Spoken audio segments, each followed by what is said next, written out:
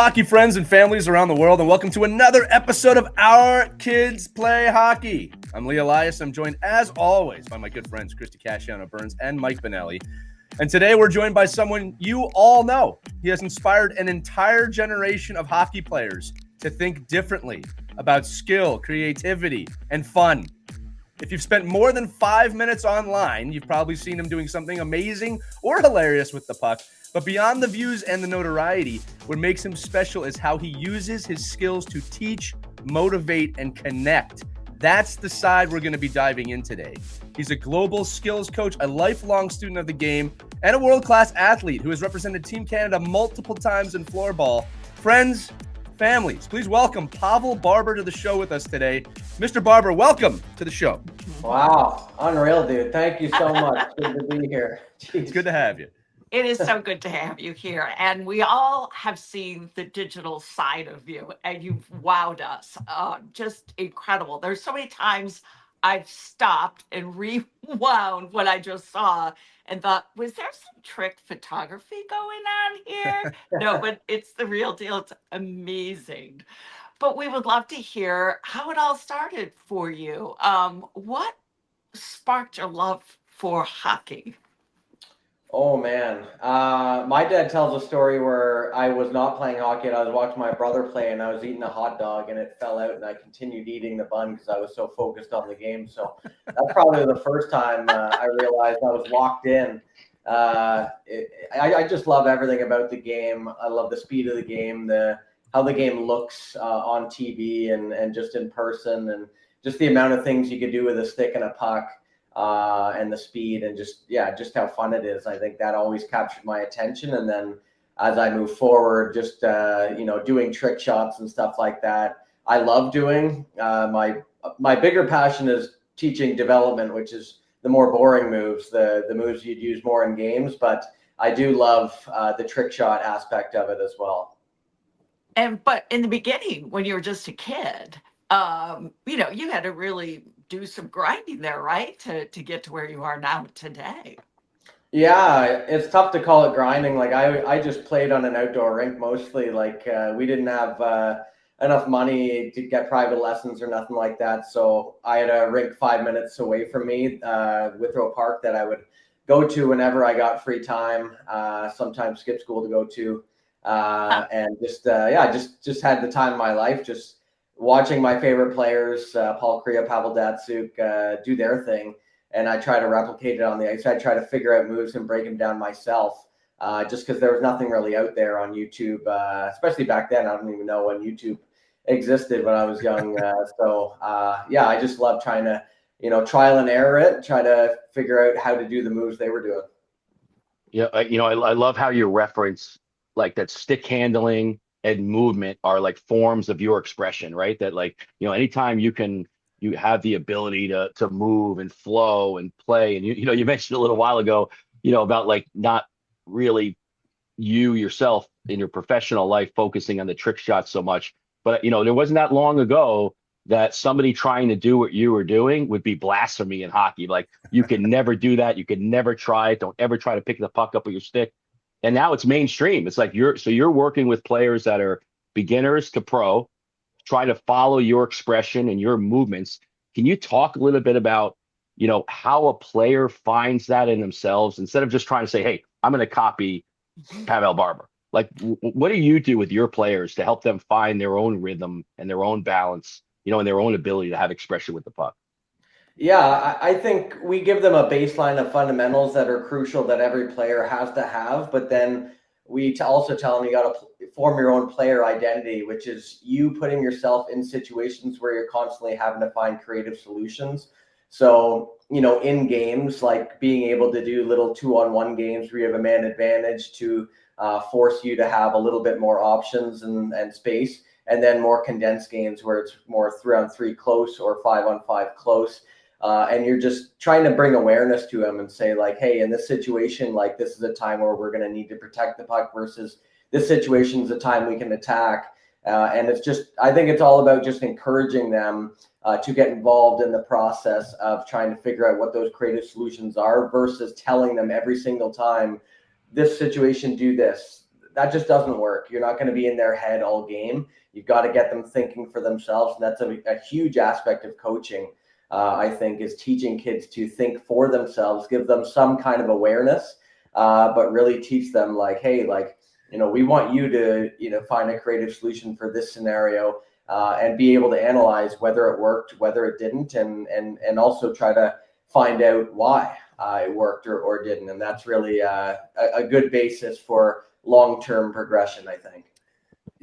Pavel, that is the perfect lead into the next question, but I'm going to set it up with a couple stories. We've been talking on this show, I think, for years now. We've been on the air for a long time, but the last few years we've been talking about this problem. I'm going to say that we always give the scenario of the offensive kid skating directly at the defenseman with the puck on their stick with no puck protection, and then trying to do 5 dangles to get around the D when you literally could have just skated around the D. All right. Now, I love what you just said about it can't just be A to B every time you have to do this, right? So we're at a weird inflection point, especially in youth hockey, right? Where the kids, they love the skills, especially the high-level skills. They love the wow skills. I'm going to say this. I don't believe there to be a bigger authority on what we're about to discuss in the game than you, and I am not just saying that to compliment you, because the audience we have today, not just the parents, but the kids listening, and we'll do a ride to the rink later too, they're going to listen to you over every parent and coach in the game right now about this discussion, right? And I want to talk about, from your perspective, the biggest opportunities and blind spots in how we teach these skills. Because what I try and do as a coach is tell that kid I just described is, I'm not against you doing a toe drag. I'm not against you doing fantastic hockey moves, but there's a time and a place. And I need you to learn when there is a time or a place to do it. Coming over the blue line when no one's really on you is not the time or the place. How do we start explaining to the kids that in a way that maybe they'll listen or they'll pick up on it without stunting their creativity? Because I agree with you that if we take the creativity out of the game, what are we doing? Might as well be in school at a desk at that point, right? So the blind spots, the opportunities, what do you think the biggest ones are? And then how do you think we can even broach this with kids? Or maybe it's just you telling them right now, and we'll play that clip over and over and over again across the internet until they pick up on it. Yeah, I mean, I think, like you said, like, you got to keep the creativity in the game, but you got to teach the application of moves. So, it's one to know how to do a move, and then it's quite another to be able to apply it in game. And that just takes an awareness of the situation in front of you and what that situation calls for. We teach a lot of advantage existing versus create an advantage hockey. So it's like, if there's an advantage existing, that's when you want to just read and react. Like, a defender turns his feet, you want to be able to go the other way immediately. That's just an advantage already existing. No need to make a move. Versus all things equal, you're going to need to create an advantage through deception to force them to turn their feet or overextend themselves in some way. So I think that's the main, more general answer to that. Just to teach players to constantly look for advantages that already exist, whether it's a number advantage, a speed advantage, an angle advantage, a gap advantage, whatever it is. You want to teach players to really look out for that. But I like what you said about the toe drag, because I know people get really, really stuck on the labels in hockey. People use the term flashy, whatever term you want to use. I mean, back when I played, a toe drag was insane to do. Nowadays, a toe drag is a very easy move for these players coming into the league or younger. I've taught a lot of camps to see the skill level at age 12.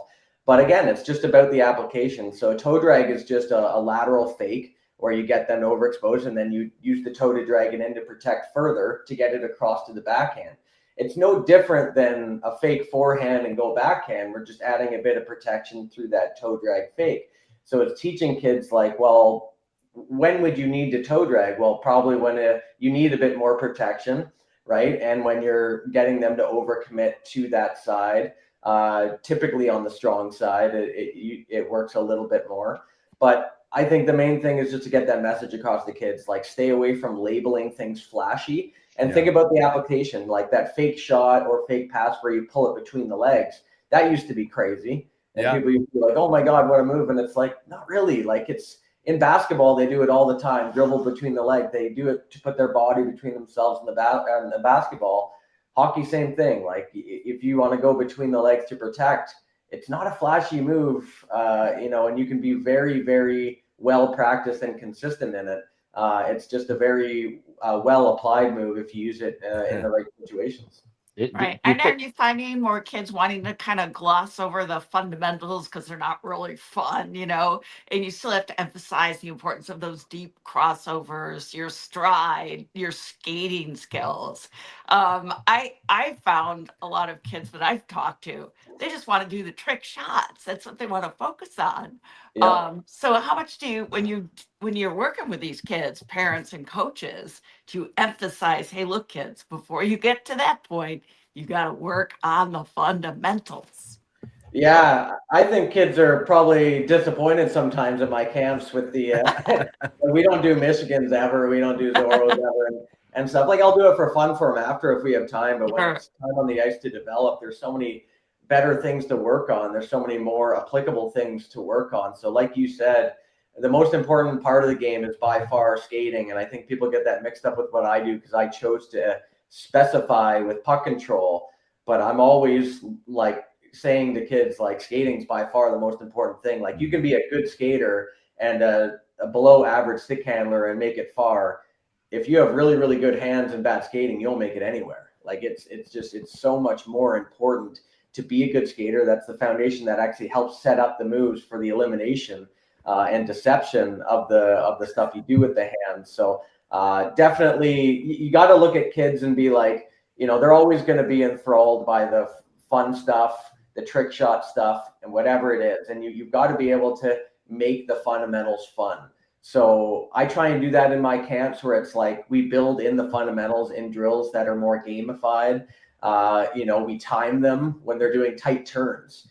Directional change is so important to get very, very efficient. So we'll just time them and you'll watch kids will buzz. If you put a little competition on it, a little relay race, little timing of themselves, whatever it is, there's always ways to make it fun, gamified, so that they're actually working on, okay, if I want to get a better time, how can I be more efficient? How can I turn tighter? And then you get in those teaching points. Like, okay, on this, we're going fast. We need to shape the ice to decelerate a bit, to turn tighter. That's how you teach a punch turn. And you get it really in their heads. Like, okay, that was faster. And then that'll translate to a game. So you gotta meet kids where they're at for sure. And their attention spans, I realized 2 years in, if I'm talking for like 25 seconds, I've lost them. So very, very quick to the point, get them going. Even if it's good information, no information is good if it's not, actually retained. So get them moving a lot, keep it short and sweet for sure. Do you think it's an impediment when you're teaching a lot of these skills, right? And you talk about the fundamentals, which is fine, but the fundamentals has changed. But when I started playing, if you were a right winger and you left the right wing lane, you're getting probably sat for like 2 shifts, 3 shifts. Right. Like there was no so I think, is it an impediment to have, and maybe this is almost a cautionary tale to like parents as they're approaching picking their team, picking their kids' team and seeing who the coaches are, those coaches that say, oh, well, that back in my day, you couldn't do that. Well, the fact is you can do that now. Yeah. Like a toe drag, a reverse backhand toe drag, a spinorama, pucks between the legs. When you watch a kid like Quinn Hughes or Cole Caulfield and the stuff that they're doing, like to a lot of coaches that are coaching youth hockey now, that was forbidden. Like, you can't even try it. And now it's an actual, a staple part of the game. Can you just talk a little bit about, like, as you're working with your camps and clinics and your individual players, like, how do you approach them on trying to get over the fact that, hey, maybe your coach may not like this piece, but it goes hand in hand with development? Yeah, I think, obviously the best coaches evolve with the times and stuff like that. And some are definitely stuck in the past, as you said. I think for kids, it's all about relaying to them, like, you know, you have to think about skills in terms of their application on the ice. Do they have an application? Like I always use the example of like doing a backflip on the ice. That's cool. But like, yeah, what does that do? Like that's a useless skill. That's useless creativity versus, you know, something where you go between the leg that actually has an application where you're protecting. So you teach them like, is there an application? Are you well practiced in the move? And if you are, and you're quite consistent with the move, that's when you can apply it in games. Right. You know, a lot of the turnover rate goes way up when you're way less consistent with moves. So I definitely caution kids to use moves they've never done before in games. That's why we practice and stuff like that. But when you become consistent and you isolate the scenarios in the game where those plays are appropriate, use them and have that conversation with your coach. Not as a combatant conversation, but like a learning thing. Like, hey, like I just see this move as I need to get the puck to this area, and I really want to protect it, and I didn't have any options on my right. So I was this is what I was thinking. I was trying to put it to space here to protect, to get that puck deep, and get in a conversation with the coach.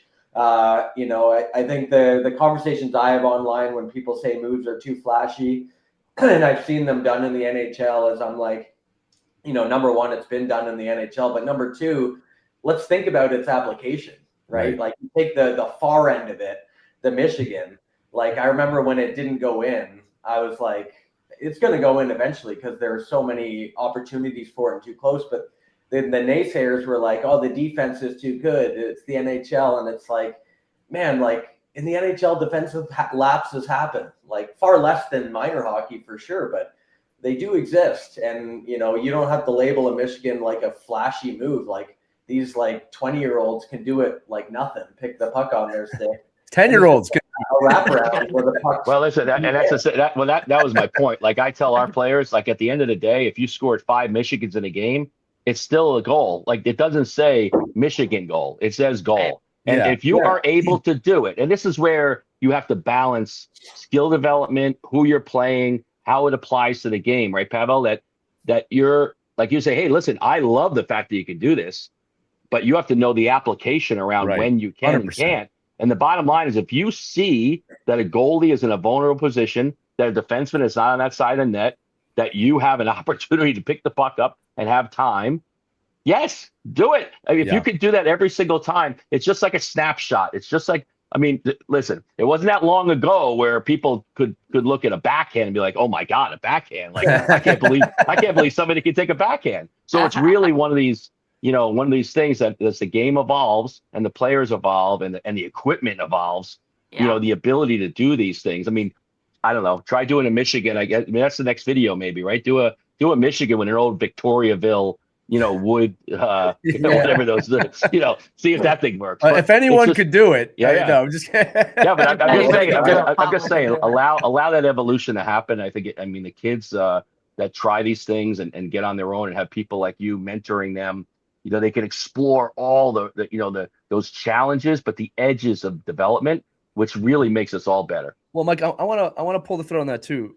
for this, Pavel, because like, I agree with you, Mike. Like there is a time and a place, I agree with you too, Pavel, where a Michigan is potentially the correct play, right? But I got a page of notes here, and I'm going to say this. Pavel, when you talk about puck control, first off, I'm a big fan of the Last Dance documentary that was on ESPN, right? Oh, yeah. And there's this great scene where Dennis Rodman is talking about rebounding. And they just keep cutting to all of his knowledge about rebounding. And he just talks and talks. When you speak about puck control, you remind me of him because that's how in-depth you are.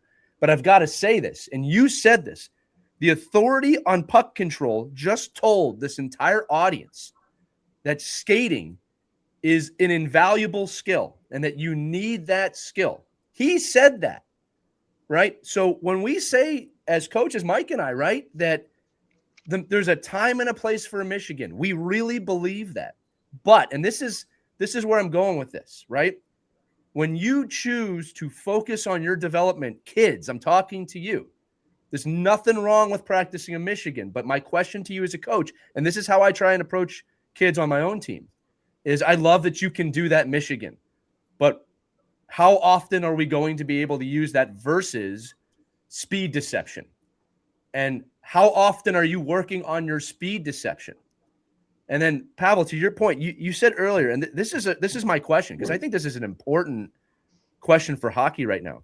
You had mentioned that a lot of people see that speed deception or something else as boring right now, or as not flashy. Well, when I was growing up, you know what was fun? I wrote this down, fun with a question mark. What was fun when I was a kid was scoring. Like, scoring was fun, and we wanted to do whatever we could to get to that net to score. And I think we're losing that a little bit, because I'll watch a kid do that toe drag move I talked about and lose the puck 6 or 7 times in a game, and he's okay doing that, or she's okay doing that, as long as they get it done once. But nowhere in that thought process is let's win the game or let's score a goal. I know they want that. Don't get me wrong, kids. I'm not saying you don't want that. But when I was a kid, I'm not trying to sound old here, scoring was the fun. And you built the skills to get the puck in the net. I always joke with my players, you know what's a great goal? One that goes in. Right? So sometimes it doesn't matter how it goes in. Right. So here's the question I'm leading to, right? How can we make those skill sets, in addition to the other stuff, fun again? Speed deception to me, now I'm a hockey nerd, all right? But that's a fun skill to me, all right? The like you said, the way you described a toe drag in application, that seems fun to me. How can we as coaches, how can we as a hockey community, this is not just one aspect of it, how can we start to make what is perceived as mundane fun again? And you alluded to it a little bit with the gamification. But man, like it boggles my mind. Like if a kid would rather pull off a toe drag than score, and again, kids, I know you're going to disagree with me. I want to score. Well, I mean, I have some evidence that shows that might not be fully as true as you think it is. I'm being critical here, but Pavel, I'm going to throw this to you, because I think, again, you say it all the time, right? Like the flashy stuff, it's fun, but I think it's all fun. How can we make that stuff fun? Yeah, I mean, yeah, it's tough. Like, you want to obviously praise like effort more than result in hockey and whatever it is, but the results obviously matter. So it's like, I always teach kids, like, first we want to get to the area we can score consistently. Yeah. Then we can work on the finishing, and the finishing is always the most fun part of it. I would go nuts whenever I scored. Like, I remember when I played. But the main thing is being able to have the skills to get to those key areas.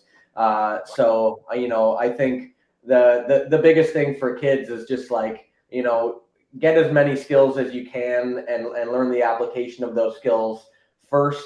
But then also it's like, you got to be really, really obsessed with scoring, like really, really obsessed with whatever it takes, putting that puck in the net. And that in itself is a skill. And you see it with players with below average skills by NHL standards, of course, getting high goal rates in the NHL. And that's just putting themselves in those key areas. Some are just garbage goal guys, some are guys that just know where to be. They're the show, though. Yeah. Some guys have really good centermen that just put it on a tee, but you still got to be so good at that. So, I mean, a lot of it, I think, that gets under talked about is like the work away from the puck as well. We teach that in games where it's like we do little games where you actually get points for going to areas that are unmarked and just force themselves to move off of checks and constantly be in a state of free flowing and moving around the ice instead of just staying in their wings. But I think it's just like, I allude what I just said earlier, just making it a game to these kids and praising them for that. Not just scoring goals, but like moving away from the puck, right. And for just knowing like, oh, like this was a situation I should have used this move or shouldn't have. Like a lot of times in training, we'll take a kid aside when a move doesn't work and we'll ask him like, why didn't that work? Often they don't have an answer, which is fine. But sometimes they do. And the more you get them involved in the process, you don't have to be like, oh, that was the wrong time for that. Like, let them describe it. Let them describe like, oh, I thought he was more shifted on this side. I thought I'd open him up here.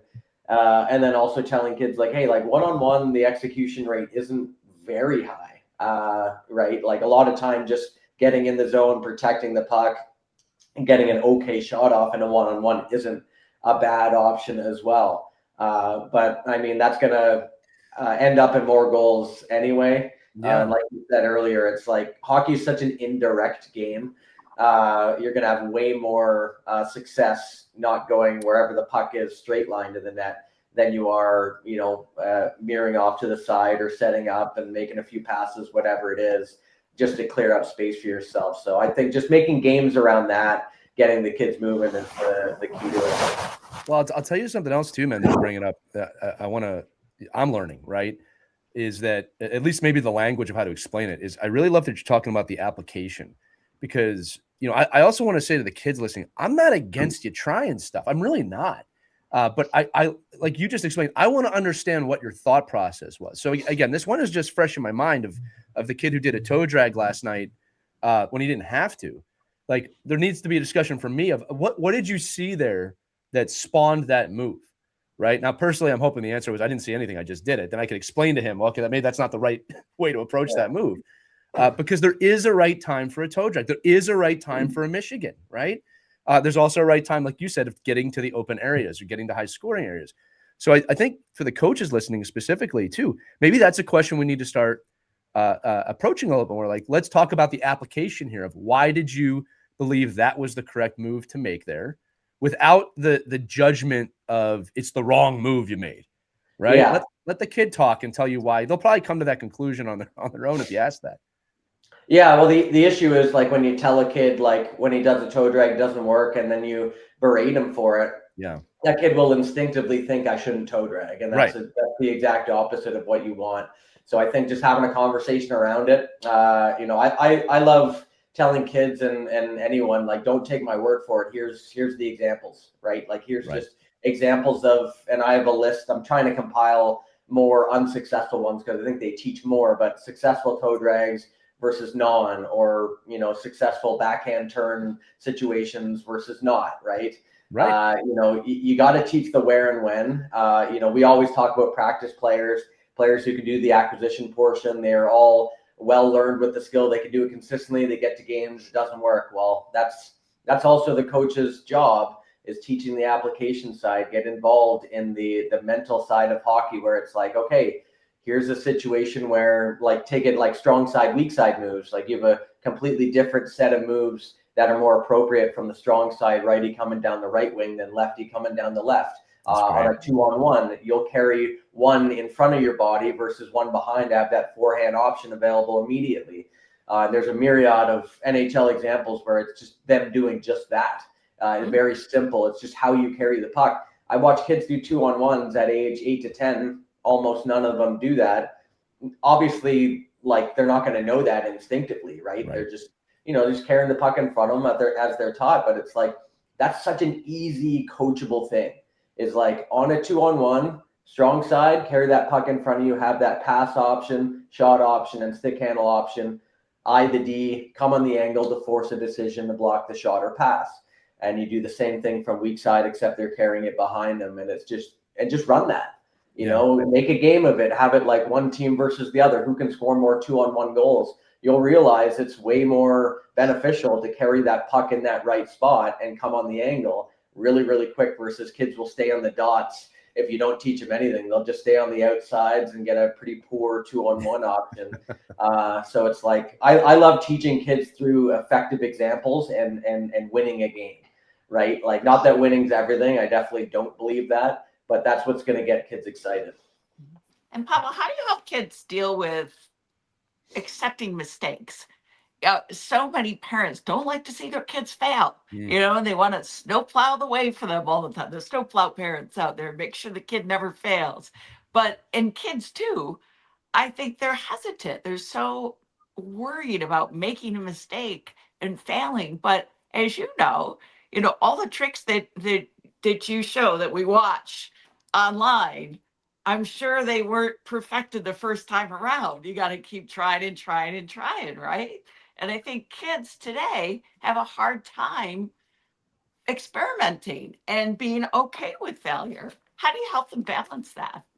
Yeah, well, we redefine failure immediately, like at my camps and stuff, where it's like failure is not only inevitable, but you have to do it to get better.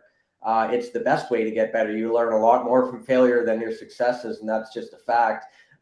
You look at examples of NHL players, you don't see their failures growing up. I've talked to many of them. Failure was their friend growing up. They would go through a ton of drills. They'd mess them up. They'd learn from them. They'd grow. And that's just how we get better. So I like to separate. There's like good failure and bad failure. Good failure is where you're completely focused. You put in maximum effort and you have a goal and you try and go get it.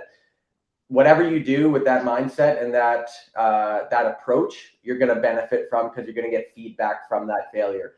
Bad failure is when you're not focused, you're not putting in good effort, right? And then you do something, you're unaware of where you went wrong, you learn nothing from it. That is useless failure. So we want to teach that first, the mindset going into the drill, whatever skill you're trying to work on, and then trying to get feedback from it. And then we encourage the failures when they're met with the effort.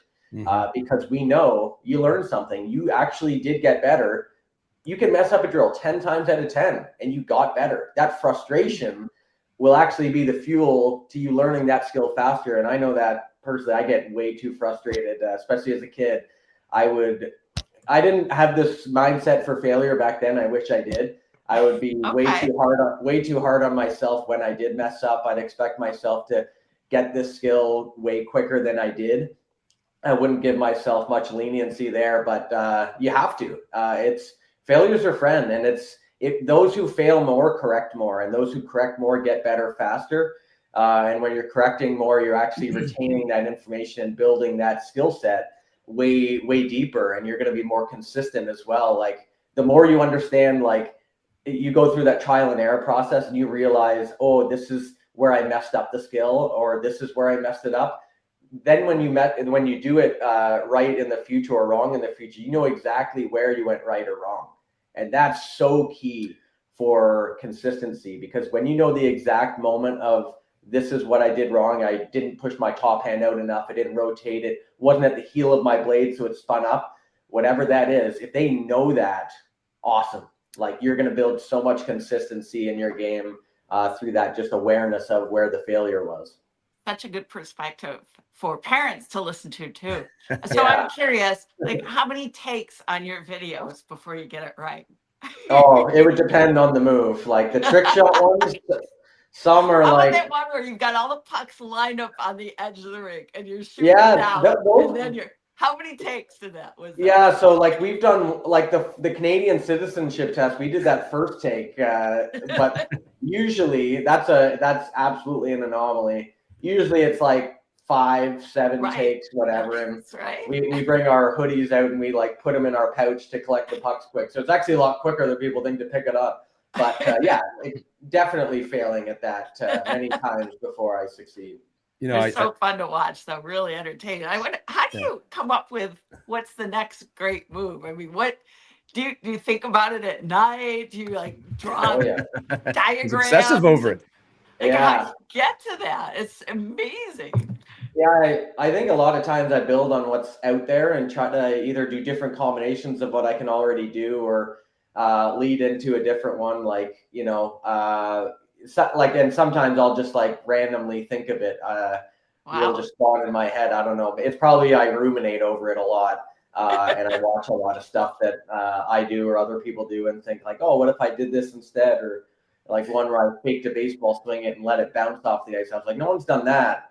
So maybe I'll try that. They're so fun to watch. Yeah. Really. Well, and all of us ask, what will you think of next? Well, and that's the beauty of it, Christie. And Pavel, I'm going to pay you a compliment. Something I don't think you get enough credit for. All right.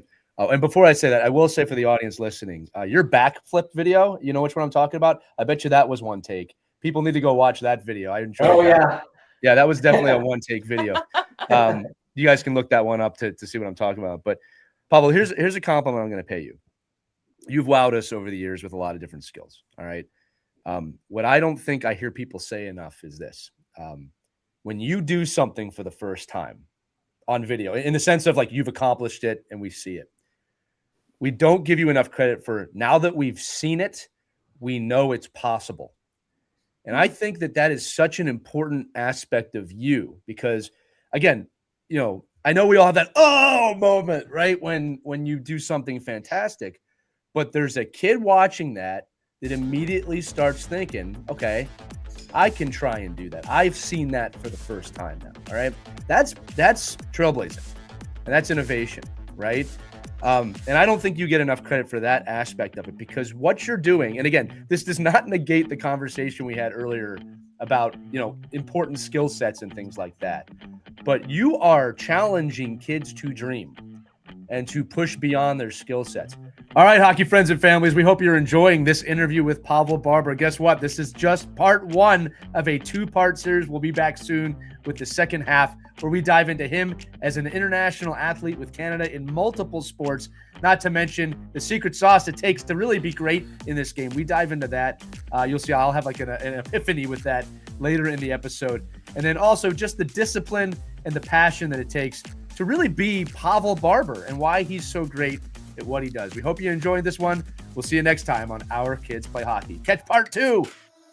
We hope you enjoyed this edition of Our Kids Play Hockey. Make sure to like and subscribe right now if you found value wherever you're listening, whether it's a podcast network, a social media network, or our website, ourkidsplayhockey.com. Also, make sure to check out our children's book, When Hockey Stops, at whenhockeystops.com. It's a book that helps children deal with adversity in the game and in life. We're very proud of it. But thanks so much for listening to this edition of Our Kids Play Hockey, and we'll see you on the next episode.